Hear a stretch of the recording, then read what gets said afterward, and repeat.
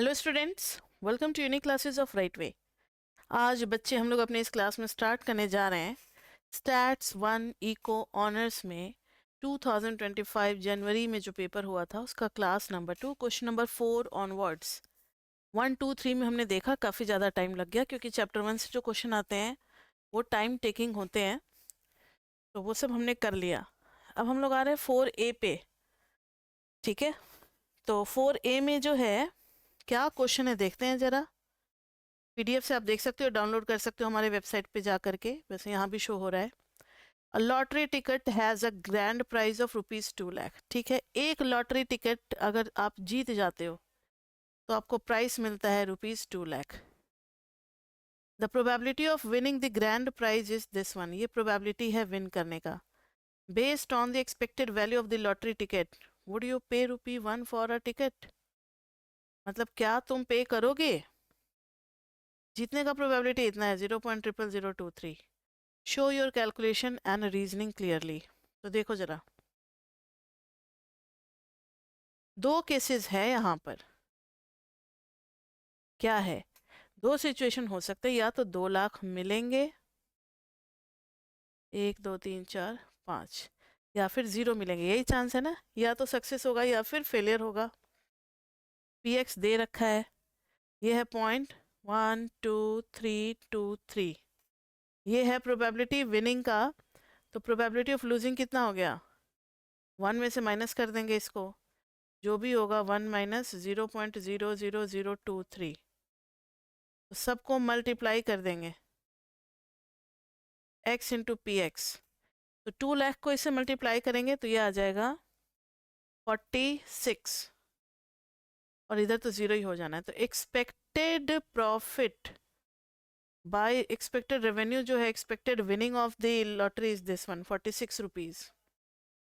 तो अगर आप एक टिकट खरीदते हो तो चांसेस हैं कि आप ₹46 जीत जाओ, और कॉस्ट तो बस ₹1 का है या $1 का, जिसका भी है। तो फायदा ही फायदा है ना इसका, एक्सपेक्टेंसी तो इसका फायदा ही फायदा है।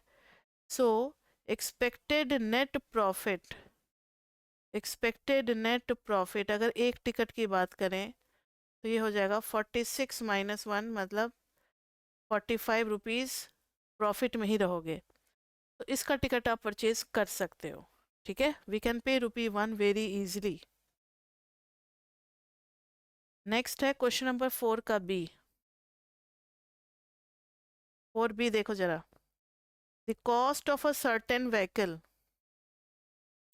Diagnostic test depend upon the number of cylinders. ठीक है, कोई एक सर्टेन व्हीकल का डायग्नोस्टिक टेस्ट है, जैसे पॉल्यूशन टेस्ट होता है। पॉल्यूशन बनता है ना कार वगैरह का, आप लोग भी बनवाते होंगे, पेट्रोल पंप पे जाते होंगे तो पॉल्यूशन बनवाने के लिए वो खड़ा नहीं करता गाड़ी को, फिर सिलेंडर को बोलता है ऑन करो, फिर वॉल्यूम नापता है कितना एयर निकल रहा है, कितना उसमें मतलब ये है स्मोक है, कितना उसमें हार्मफुल गैसेस निकल रहा है, वो सब कुछ अपना मेजर करते हैं जो भी है। Vehicles engine, suppose the cost function is this one. ये कॉस्ट फंक्शन है, x is random variable. x क्या रिप्रेजेंट कर रहा है? Number of cylinder. So with इधर वी हैव 4 सिलेंडर, इधर वी हैव 6 सिलेंडर और 8 cylinder. The pmf of x is as follows, px 0.5 0.3 and 0.2। तो hx है हमारा, hx है ये। The pmf of x is as follows, derive the pmf of y and ey। अच्छा, y का pmf बनाना है, y is equal to hx है, और उसका एक्सपेक्टेंसी निकालना है। ठीक है, चलो देखते हैं। 4b, hx is equal to 20 plus 3x plus 0.5 x square, और pmf x का दिया हुआ है, ध्यान से देखो, x का दिया हुआ है 4 6 8। px कितना हो गया? दिया हुआ है 0.5 0.3 0.2। देखो तो जरा, दिया हुआ है ना 0.5 0.3 0.2।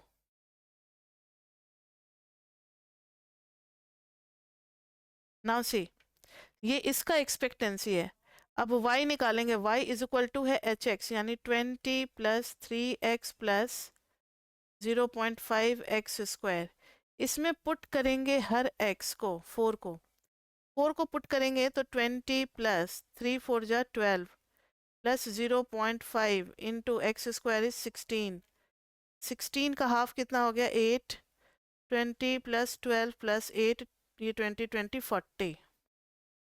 Next is 20 plus 3 into 6 plus 0.5 into 6 का स्क्वायर हो गया 36, ये हो गया 18, ये हो गया 18, ये हो गया 20, तो 36 और 20 कितना हो गया 56. फिर है 0.2, तो यहाँ पर 8 है ना, 8 को पुट करेंगे तो 20 प्लस 8 3 जा 24 प्लस 0.5 इंटू 64, तो ये हो गया 32 प्लस 24 प्लस 20, तो ये हो गया 44 प्लस 32 76, 76 हो गया. पी वाई वही होगा जो पी एक्स था. इस बात को समझते हो आप लोग? क्यों?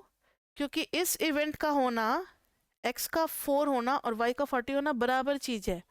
जितना 4 होने का प्रोबेबिलिटी होगा उतना ही y 40 होने का प्रोबेबिलिटी होगा, यानी probability will be same. Same probability copy हो जाएगा. तो इन्होंने बोला था कि y का डिस्ट्रीब्यूशन शो करो, पीएमएफ ऑफ y बना दिया हमने और एक्सपेक्टेंसी ऑफ y भी निकालना है.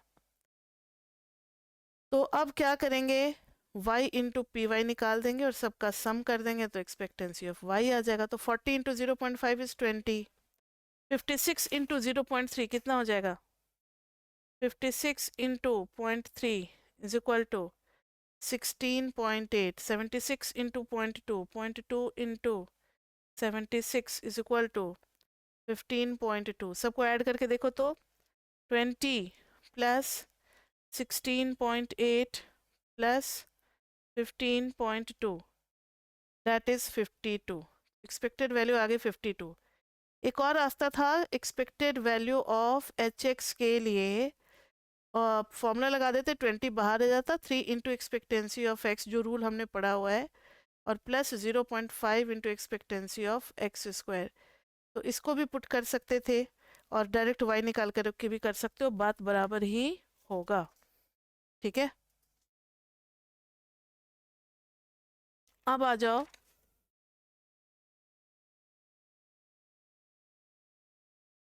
फिफ्थ ए, क्वेश्चन नंबर फिफ्थ ए. देखते हैं जरा फिफ्थ ए में क्या है. फिफ्थ ए में है हाँ, certain coded measurement of the pitch diameter of threads of a fitting have the probability density function. Probability density function actually में 3/x टू द पावर 4 है. क्या है? 3/x टू द पावर 4 है.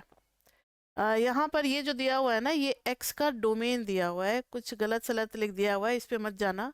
x is greater than equal to 1 है. What is the probability that measurement of the pitch diameter of threads of are within 2 standard deviation of the mean value? पता है यहाँ पर ना mean पता है, ना मीन पता है, ना स्टैंडर्ड डेविएशन पता है. पहले तो दोनों निकालेंगे, फिर डिसाइड होगा कि रैंडम वेरिएबल हमारा कहाँ से कहाँ तक होगा. नहीं आई बात समझ में? देखो क्वेश्चन में पूछा है x इज ऐसे, ऐसे समझो तब समझ में आएगा. ये मीन है, मीन से दो आगे, दो 2 टाइम्स है ना, 2 टाइम्स नहीं 1.5 है. कितना टाइम है? 2 टाइम्स स्टैंडर्ड डेविएशन आगे जा रहे हैं और मीन से 2 टाइम्स स्टैंडर्ड डेविएशन पीछे आ रहा है. तो पहले मीन निकालना पड़ेगा, स्टैंडर्ड डेविएशन निकालना पड़ेगा, फिर डिसाइड होगा कि x हमारा यहाँ से यहाँ तक के बीच में लाई कर रहा है, फिर हम प्रोबेबिलिटी इसके लिए निकालेंगे. तो इन सब में थोड़ा सा समय लगेगा. स्टार्ट करते हैं. एफ एक्स हमारा क्या है?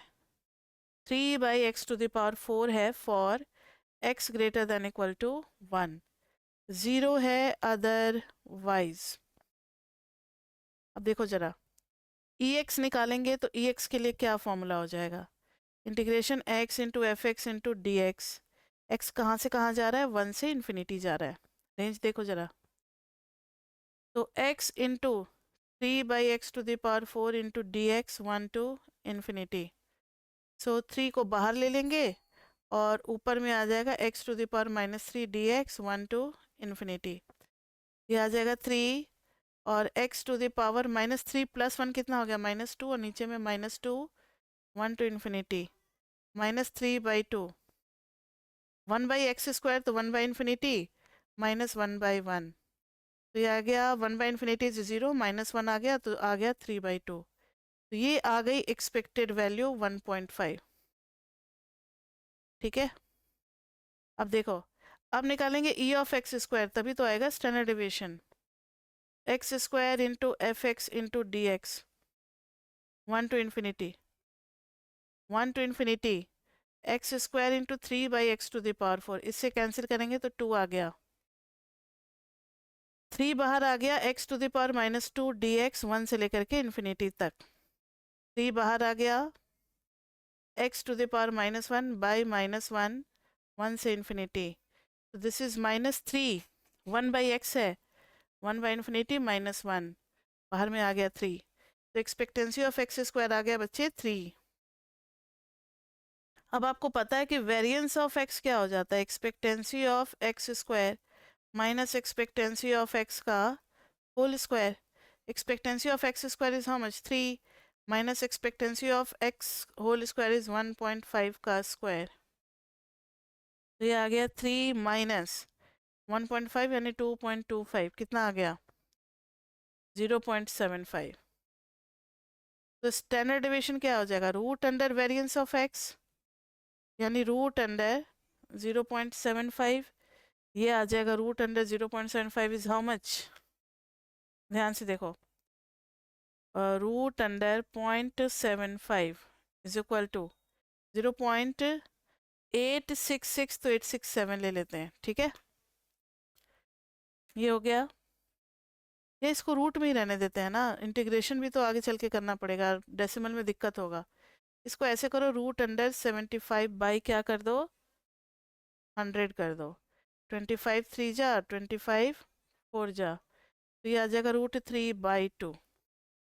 अब हमारा जो x था वो होना चाहिए म्यू -2 सिग्मा और म्यू +2 सिग्मा में, म्यू कितना है, म्यू कितना है 1.5 है, तो 1.5 - 2 इंटू √3/2, और इधर 1.5 + 2 इंटू √3/2, 2 कैंसिल, 2 कैंसिल, तो 1.5 माइनस √3 से लेकर के 1.5 + √3 के बीच में x आ गया। तब हमें प्रोबेबिलिटी निकालना है फॉर x बिटवीन 1.5 माइनस √3 से लेकर के 1.5 + √3 तक। तो प्रोबेबिलिटी अगर हमें कॉन्टिन्यूस रैंडम वेरिएबल में निकालना है तो हमें वहाँ से वहाँ तक क्या करना पड़ेगा, इंटीग्रेट करना पड़ेगा। f(x) क्या था 3/x⁴ इंटू dx, लेकिन ध्यान रहे कि x हमारा 1 से आगे तक है, तो यहाँ से नेगेटिव तक जो है वो कैंसिल हो जाएगा, 0 तक, यहाँ से नेगेटिव तक कैंसिल हो जाएगा, मतलब इसको भी 0 करना पड़ेगा, नेगेटिव तो अलाउड ही नहीं है, तो 0 से 1.5 + √3 तक जाएंगे, 3 बाहर आ गया, x⁻⁻4 आ गया इंटू dx, 3 0 से 1.5 + √3 तक, ओहो सॉरी, अब तो सीधा ही इंटीग्रेट कर देते हैं ना, x⁻⁻4 को इंटीग्रेट कर देंगे, x⁻⁻3 y -3 कहाँ से कहाँ चलेंगे, 0 से 1.5 + √3 तक, 3 गॉट कैंसिल्ड, माइनस 1/x³, तो 1/1.5 + √3 का क्यूब, और माइनस 1/0 करेंगे, कुछ अलग नहीं आ रहा,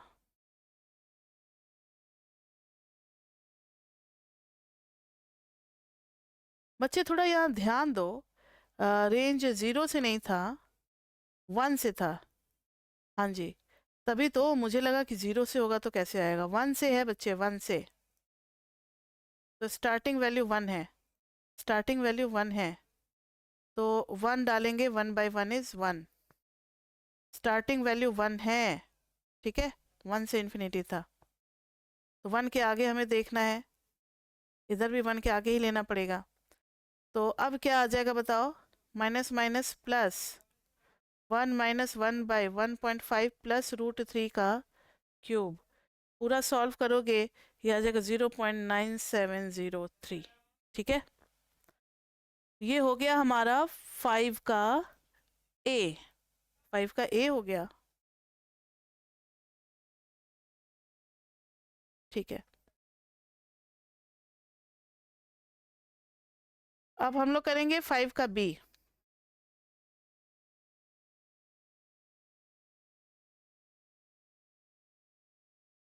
फाइव का बी देखना, the CDF function of the CDF दिया हुआ cumulative distribution function capital FX,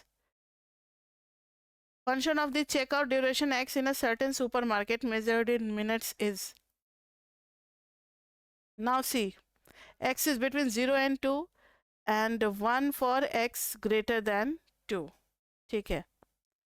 तो ये सब के लिए है for this one CDF x square by 2 है। देखो x के पहले 0 है, 2 के बाद में 1 है और बीच में ये फंक्शन है, तो CDF सिर्फ 0 और 2 के बीच में डिफाइंड है और 2 के बाद तो हर जगह 1 ही है। अब इन्होंने पूछा क्या है, तो क्वेश्चन में देख करके कुछ नहीं समझ में आएगा, क्या क्या लिखा हुआ है, for x D this this this this 41 for x greater than 2, वो समझाया होगा। यहाँ देखो, फाइंड द मीडियन, हमें मीडियन निकालना है, इंटर क्वार्टाइल रेंज निकालना है, यानी मीडियन निकालना है, Q1 निकालना है, Q3 निकालना है और फिर इंटर क्वार्टाइल रेंज क्या हो जाता है, Q3 माइनस Q1, ठीक है। तो चलो निकालें। देखो क्वेश्चन नंबर 5B में fx इज इक्वल टू क्या दिया हुआ है, capital fx is equal to 0 for x is less than equal to 0, x square by 4 for x is between 0 से 2 तक, 1 for x is greater than 2। अब हमें निकालना है मीडियन, क्वार्टाइल और अपर क्वार्टाइल और फिर इंटर क्वार्टाइल रेंज भी निकालना है। चलो निकालते हैं। हमें पता है कि मीडियन तक कितना एरिया कवर अप हो जाता है, 50%, यानी प्रोबेबिलिटी हो जाती है 0.5, क्वार्टाइल तक 0.25, Q3 तक 0.75, तो इन्हीं तीनों का यूज़ करने वाले हैं। तो CDF भी तो वहाँ तक की प्रोबेबिलिटी देता ही है ना, यानी f ऑफ मीडियन हो जाता है 0.5, ये सबको पता है। तो इसमें पुट कर देंगे f ऑफ मीडियन, यानी median square by 4, median square by 4 is equal to 0.5, which implies median is equal to 0.5 into 4 2, तो रूट 2 आ गया, ठीक है। मीडियन इज इक्वल टू कितना आ गया, रूट 2। अब f of Q1 is equal to होता है 0.25, which implies Q1 square by 4 is equal to 0.25, तो Q1 square is equal to 1, तो Q1 इज इक्वल टू 1। अब Q3 निकालेंगे बच्चे, f of Q3 is equal to 0.75, तो यहाँ पर करेंगे Q3 square by 4 is equal to 0.75, 0.75 का मतलब कितना हो गया, इंटू 4 करेंगे तो 3 और Q3 कितना हो जाएगा, रूट 3। अब इंटर क्वार्टाइल रेंज तो आपको पता ही है, इंटर क्वार्टाइल ये सब मैंने आपको बेसिक्स में पढ़ाया हुआ है, Q3 माइनस Q1, तो ये हो जाएगा रूट 3 माइनस 1, ठीक है। ये था हमारा इंटर क्वार्टाइल रेंज। अब हम लोग चलते हैं अपने क्वेश्चन नंबर 6 पे।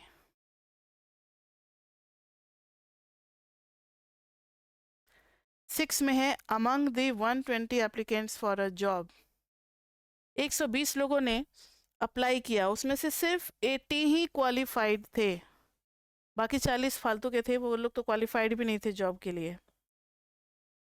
If 5 of the applicants are randomly selected for an in depth interview, अब इस 120 में से कोई भी 5 इन्होंने सेलेक्ट कर लिया, 5 कहाँ से आए हैं, 120 में से आए हैं। Find the probability that only 2 of the 5 will be qualified for the job, only 2 of the 5 will be qualified for the job. तो बच्चे ये जो है ये कॉम्बिनेशन वाला क्वेश्चन है हमारा।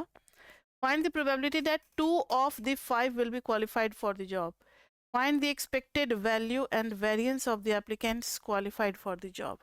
अब एक्सपेक्टेड वैल्यू भी निकालना है और वेरिएंस भी निकालना है। अब एक्सपेक्टेड वैल्यू और वेरिएंस से एक बात तो क्लियर हो गई कि हमें क्या निकालना है, प्रोबेबिलिटी निकालना है, ठीक है। उसके बाद से n इंटू पी कर देंगे तो एक्सपेक्टेड वैल्यू आ जाएगी, और n into P into Q कर देंगे तो वेरिएंस आ जाएगी। यानी ये बायनोमियल डिस्ट्रीब्यूशन का केस है। बायनोमियल डिस्ट्रीब्यूशन का केस है, 120 में से 80 क्वालिफाइड है और 40 नॉन क्वालिफाइड है, ठीक है। 80 में से कितना आ रहा है, 2 आ रहा है, और इसमें से कितना आ रहा है, 3 आ रहा है, 3 आ रहा है। लेकिन इन्होंने बोला है कि प्रोबेबिलिटी ऑफ सेलेक्टिंग 2, तो इसको दूसरे तरीके से भी कर सकते हो, बायनोमियल से भी कर सकते हो, और probability of this event 2 selecting 2 ऐसे भी लिख सकते हो। प्रोबेबिलिटी इज इक्वल टू 80 में से 2 आ रहे हैं तो 40 में से साथ ही साथ 3 आ रहे हैं, और अपन 120 में से C5 आ रहे हैं, ये भी कर सकते हो। या फिर दूसरा तरीका है, बायनोमियल बना सकते हो इसको, या फिर पोइशन बना सकते हो, ठीक है। बायनोमियल बनाओगे तो P फॉर,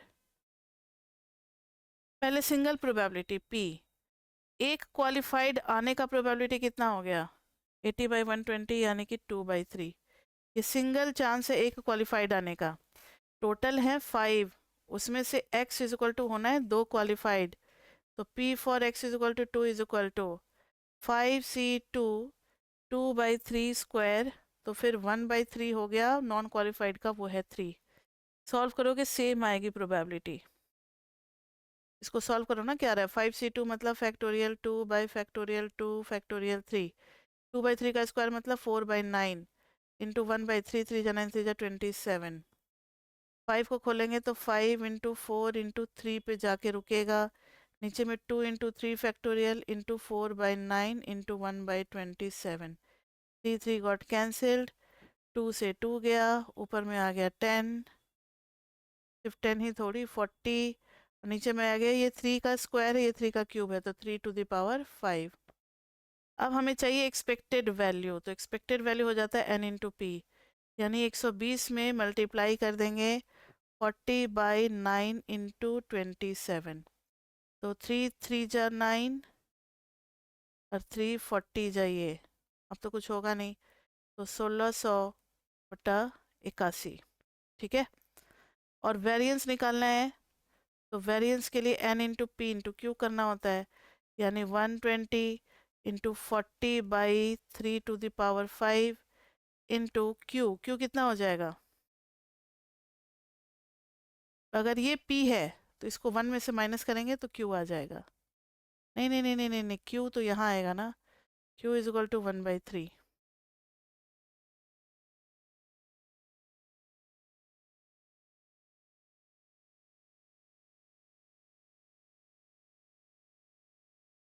अब देखो ना, एक्सपेक्टेड निकालना है तो ये वाली प्रोबेबिलिटी थोड़ी मल्टीप्लाई करेंगे, ये तो 2 एप्लीकेंट को चुनने का है।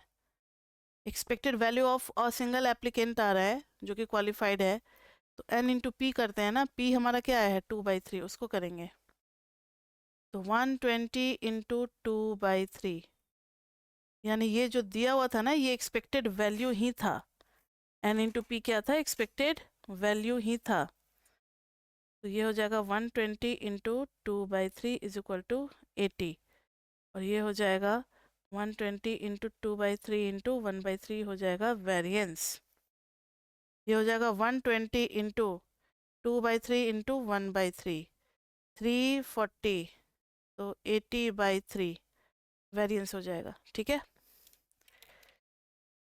ये हो गया हमारा 6 का ए। अब हम लोग आते हैं क्वेश्चन नंबर 6 के बी पे। देखना बच्चे 6 के बी में क्या है,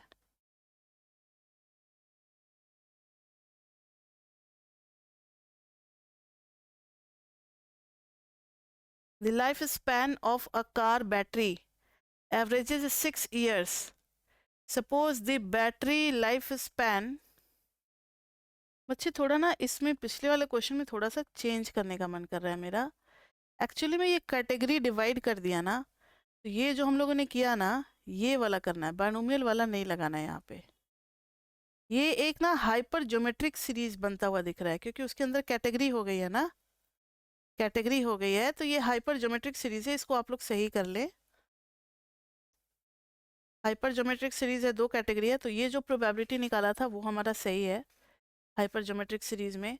अब हाइपर ज्योमेट्रिक सीरीज में एक्सपेक्टेंसी का फॉर्मूला क्या होता है, आपको याद है? हाइपर ज्योमेट्रिक सीरीज में एक्सपेक्टेंसी का फॉर्मूला हो जाता है n into M by N, और वेरिएंस का फॉर्मूला हो जाता है n minus N by n minus one. अब इन सबको पहचानना है, into M by N, 1 minus M by N. अब ध्यान से देखो, यहाँ पर कैपिटल M क्या है, कैपिटल N क्या है, सबके बारे में लिखना पड़ेगा ना। Capital N, hyper geometric series जो होता है वो H X N M N से होता है, जहाँ पर स्मॉल n हमारा यहाँ पर 5 है, क्योंकि 5 पीपल को सेलेक्ट करना है, तो स्मॉल n 5 है। कैपिटल M मतलब उस कैटेगरी से बिलोंग करने वाला, capital M is 80, capital N total population that means 120, और x जो है वो है हमारा कितना इसमें से सेलेक्ट करना है, यानी x इज 2। सारी चीज़ें मिल गई, अब बस इनको पुट कर देना है। तो देखो तो स्मॉल n कितना है 5 इंटू, और कैपिटल M है 80 बाई 120, ठीक है। ये एक्सपेक्टेड वैल्यू आ जाएगी, 0 0 कैंसिल, 5 8 जा 40 बाई 12। वेरिएंस के लिए फॉर्मूला है ये, कैपिटल N कितना है 120 माइनस 5, और अपॉन में कितना आ गया कैपिटल N माइनस 1, यानी कि 120 minus 1 into small n is 5। फिर कैपिटल M क्या, कैसे पहचाना ये हाइपरज्योमेट्रिक है, क्योंकि इसमें ना कैटेगरी 2 अलग अलग है और कैटेगरी के अकॉर्डिंग सिलेक्शन हो रहा है, इसलिए ये हाइपरज्योमेट्रिक है। तो हाइपरज्योमेट्रिक में तो इसी तरीके से निकालते हैं ये प्रोबेबिलिटी। अब इंटू 5 इंटू M कितना है 80 बाई n कितना है 120 इंटू 1 माइनस 80 बाई 120। इस पूरे को सॉल्व कर लेना तो वेरिएंस आ जाएगा। क्लियर बच्चे? चलो अच्छी बात है कि हाइपर ज्योमेट्रिक से भी पूछ ही लिया। ये तो हो गया बच्चे, अब क्वेश्चन नंबर 6 का बी देखते हैं। 6 का B, the life span of a car battery averages 6 years, मतलब एवरेज दिया हुआ है 6 years, mu is equal to या लैम्डा इज इक्वल टू 6 हो गया। Suppose the battery life span follows an exponential distribution, ठीक है। एक्सपोनेंशियल डिस्ट्रीब्यूशन का मॉडल क्या होता है बच्चे, lambda e to the power minus lambda x, और ये कॉन्टिन्यूस होता है। Find the probability that a randomly selected car battery will last more than 4 years, ठीक है। ग्रेटर देन 4 का निकालना है। Find an expression for the 95th percentile of the battery, मतलब 2 चीज़ निकालना है, एक तो प्रोबेबिलिटी और एक 95th परसेंटाइल। ध्यान से देखो, इस क्वेश्चन में एवरेज दिया हुआ है 6, और फॉर्मेट क्या होता है इसका पीडीएफ का, lambda e to the power में minus lambda x, x is greater than equal to 0 0 otherwise. पहला पार्ट इन्होंने पूछा है p for x greater than 4, तो इसके लिए 1 माइनस p टिल 4 तक का माइनस कर देंगे, तो ये आ जाएगा 1 माइनस, इंटीग्रेशन कर देंगे, लैम्डा 6 है e to the power minus 6x into d x, 0 से 4 तक, यह आ जाएगा 1 माइनस 6 बाहर आ गया, e to the power minus 6x by minus 6, कहाँ से कहाँ 0 से 4 तक, 6 6 कैंसिल, माइनस माइनस हो गया प्लस, और ये आ गया 1 by e to the power 6 4 जा 24 माइनस 0 1, तो ये आ गया 1, अच्छा 1 और 1 तो कैंसिल हो गया ना, 1 और 1 कैंसिल हो जाएगा, ये आ जाएगा 1 by e to the power में 24। दूसरा पूछा था इन्होंने P95, तो P95 का मतलब क्या है बच्चे, 0 से अगर P95 तक इंटीग्रेट करोगे ना, फंक्शन क्या है हमारा, लैम्डा मतलब 6 e to the power minus 6x into d x, तो मिल जाएगा P95, सॉरी P95 तक करोगे तो मिलेगा 0.95, ठीक है। अब इसी को सॉल्व करना है, तो 6 तो बाहर आ गया, e to the power minus 6x by minus 6, और इसमें 0 से P95 डालेंगे is equal to 0.95, 6 6 cancel, this is -1, minus को उधर लेते जाओ, 1/e⁻⁶ into P95 minus 1/e⁻0, minus को उधर लेते गए बच्चे, -0.95, ये आ गया 1/e⁻⁶ into P95, और ये तो 1 हो गया, उधर गया तो 1 माइनस 0.95 यानी कि 0.05, तो e⁻⁶ into P95 cross multiply करें, 1/0.05, ये गया तो ऊपर में 100 आ गया, 5 से गया 20। अब ln लेंगे दोनों साइड, तो 6 into P95 is equal to ln of 20, तो P95 is equal to ln of 20/6, ये आ गया P95। तो इस तरीके से बच्चे कोई भी पोजीशन वैल्यूज हम लोग निकाल सकते हैं, ठीक है। अब एक और क्वेश्चन देख लो, 7, उसके बाद से 8 9 10 फिर हम लोग नेक्स्ट क्लास में करेंगे। तो इधर देखते हैं क्वेश्चन नंबर 7 का ए पार्ट, 7 का ए पार्ट देखो, a factory produces 300 items daily, due to strict quality control the probability that any given item is defective is 0.0, मतलब ये स्मॉल पी की वैल्यू गिवन है 0.01 डिफेक्टिव की। Defects in individual items are independent of one another. What is probability that at most 3 items are defective? At most 3 items are defective. ध्यान से सुनो, यहाँ पर n इज इक्वल टू दिया हुआ है 300, स्मॉल p की वैल्यू है 0.01। कौन सा डिस्ट्रीब्यूशन यूज करना चाहिए? n तो काफी बड़ा है, n तो 50 से ज्यादा है, लेकिन साथ ही साथ np नहीं निकाला ना हम लोगों ने। 300 इंटू 0.01, ये कितना आ गया 3, जो कि 5 से कम है। ध्यान से सुनो, n 50 से ज़्यादा और np अगर 5 से कम, तब कौन सा यूज़ करते हैं हम लोग? n 50 से ज़्यादा np 5 से कम, तब यूज़ करते हैं हम लोग पॉइसन डिस्ट्रीब्यूशन। क्या यूज़ करते हैं? पॉइसन। तो पॉइसन के अकॉर्डिंग हो जाएगा p for x less than equal to 3। Poisson जो होता है उसका फॉर्मेट क्या होता है? px lambda is equal to e to the power minus lambda, lambda to the power x by x factorial, सबको याद है। तो यहाँ पे p0 भी निकालना पड़ेगा, p1 भी। अगर cumulative distribution function for Poisson दिया होगा तब तो सीधा 3 पुट कर दोगे, लेकिन नहीं दिया होता है जनरली, तो फिर हम लोग को अलग अलग निकालना होता है। e to the power minus lambda, lambda is how much? 3 ही तो होता है लैम्डा, लैम्डा ही तो होता है n into p, 3, e to the power minus 3, 3 to the power 0 by 0 factorial, plus e to the power minus 3, 3 to the power 1 by 1 factorial, plus e to the power minus 3, 3 square by factorial 2, plus e to the power minus 3, 3 cube by factorial 3. Now adding all, e to the power minus 3 taking common, 1 plus 3 plus 9 by 2 plus 29, 3 3 जा 9 3 जा 27 by 6, 3 2 जा 3 9 जा, solve तो कर ही लेंगे इसको। e to the power minus 3, इधर में आ गया 2, 2 प्लस 6 प्लस 18, कितना आ गया? अच्छा 2 9/2 तो 9 ही हो गया ना सीधा, इस दोनों को मिलाएंगे तो 9 हो गया, 9 3 12 1 13, ठीक है। तो ये आ गया 13 e to the power minus 3। Next है क्वेश्चन नंबर 7b। तो ये सब जो कंडीशंस मैंने कुछ क्लास में लिखवा रखे हैं ना, कब बाइनोमियल यूज़ करना है, कब पॉइसन, कब नॉर्मल, इन सबको ध्यान में रखना है। इसी चैप्टर में, इसी पेपर में तो खैर सारे कंडीशन यूज़ हो जाने हैं, नॉर्मल भी करेंगे हम लोग, ठीक है। तो देखो ज़रा 7b देखते हैं। अभी 7a हो गया, 7b देखते हैं। Packages have a nominal net weight of 1 kg, ठीक है।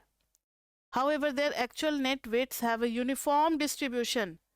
यूनिफॉर्म डिस्ट्रीब्यूशन का इंटरवल दिया हुआ बच्चे, यूनिफॉर्म डिस्ट्रीब्यूशन ए से बी के बीच में होता है ना, जिसका पीडीएफ क्या होता है? 1/b minus A, 1/b minus A. Find the probability that the net weight of a package is less then 1 kg। 1 kg का मतलब ग्राम में अगर करेंगे तो 1000। If the net weight of packages are independent, also find the probability that in a sample of 5 packages all net weights are less than W ग्राम, वो तो बाद में करेंगे, पहले तो ये प्रोबेबिलिटी निकालें कि एक पैकेज में 1000 ग्राम से कम हो। ध्यान से देखो, हमारा डिस्ट्रीब्यूशन यूनिफॉर्म डिस्ट्रीब्यूशन है, that is 1 by B minus A. B कितना है 1030 minus 980, where X belongs to A to B. A कितना है 980 से 1030। हमें निकालना है एक पैकेट में 1 केजी से कम हो, तो यहाँ से यहाँ तक मतलब 1000 तक जाना है, स्टार्टिंग 980 से है, 1000 तक जाना है। और पीडीएफ हमारा ये है -980 इंटू डी एक्स, तो ये आ जाएगा 1030 माइनस 980 इंटू एक्स, 980 से 1000, 1000 माइनस 980 अपॉन 1030 माइनस 980, पूरा सॉल्व होकर के 20/50 ये आ गया 0.4। ठीक है 0.4।